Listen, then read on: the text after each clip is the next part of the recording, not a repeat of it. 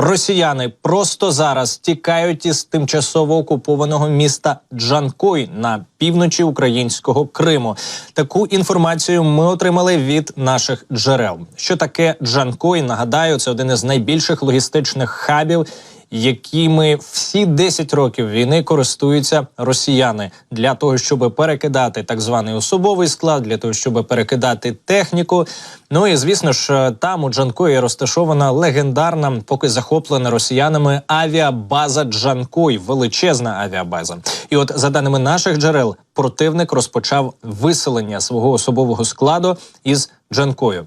З активними темпами розпочато відновлення та, ймовірно, модернізацію аеродромів на більшій відстані від лінії фронту в глибині півострова. Йдеться про Кірово в районі Феодосії та Багєрове в районі Керчі, також тимчасово окупованій території. Ну і все це відбувається на тлі того, що буквально кілька днів тому рух опору АТЕШ звітував, що туди, до Джанкоя, прибули новітні радіолокаційні системи російських окупантів разом із тими спеціалістами, які їх мають обслуговувати. Ось що писали буквально 2 дні тому. В ході розвідки агент руху АТЕШ виявив радіолокаційні станції, такі як противник ГЕ, Небо У і П-18, які розташовані на сході безпосередній близькості від міста Джанкой. Зараз бачите мапу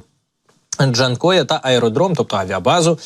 Ну а це вже ті спеціалісти, які прибули до міста кількома днями раніше, в тому числі серед них є працівники ФСБ. Як бачите, це доволі такі молоді окупанти. В будь-якому разі жити їм або залишилось недовго, або вони вже належать до того особового складу, який зараз, за даними джерел 24 каналу, виселяють із міста Джанкой, тимчасово окупованого міста. Я підкреслюю, що це одне з найбільш важливих для росіян міст, взагалі населених пунктів, логістичних хабів, авіахабів на території не лише тимчасово окупованого Кримського півострова, але і, в принципі, в середньому тилу відносно лінії фронту.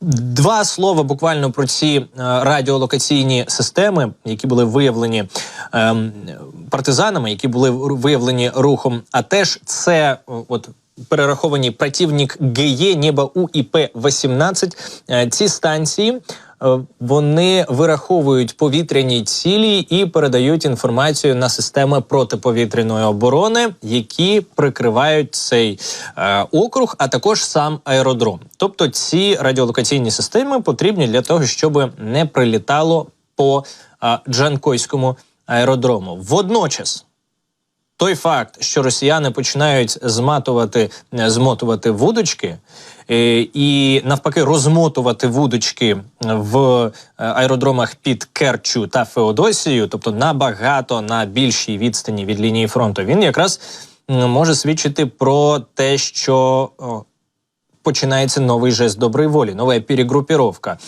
Підозрюю, що все пов'язано із тими прильотами, які фіксувалися останніми днями, останніми тижнями, також в тому числі і, наскільки ми розуміємо, йдеться про ракети «Атакамс», які надали нам Сполучені Штати. І от, власне, біля цих радіолокаційних станцій, які ми щойно показували, можемо ще раз показати, як розповідали у АТЕШі, можна побачити також вагони, які є місцем розположення лічного состава, розполага, тобто там вони в вагонах і живуть, ці росіяни.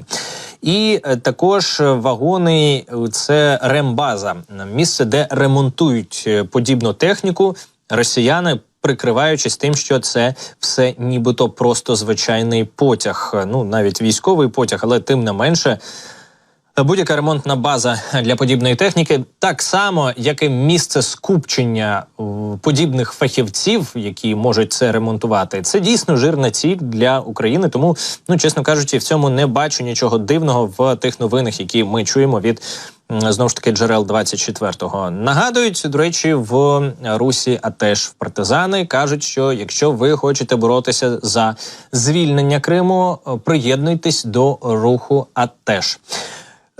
Так, ну і власне росіяни з також буквально того, що стало відомо буквально кілька годин тому в такому, з одного боку, ексклюзивному форматі, це те, чим поділилося з 24-м наші джерела. З іншого боку, це поки неофіційно, офіційно про це ніхто не оголошує. Окупанти активно будують так звані смотрові вишки вздовж узбережжя Чорного моря, тобто потенційно готуються до висадки десанту, до того, щоб обороняти, намагатися Крим, і в тому числі із півдня, із заходу, можливо, навіть зі сходу, не уточнювали.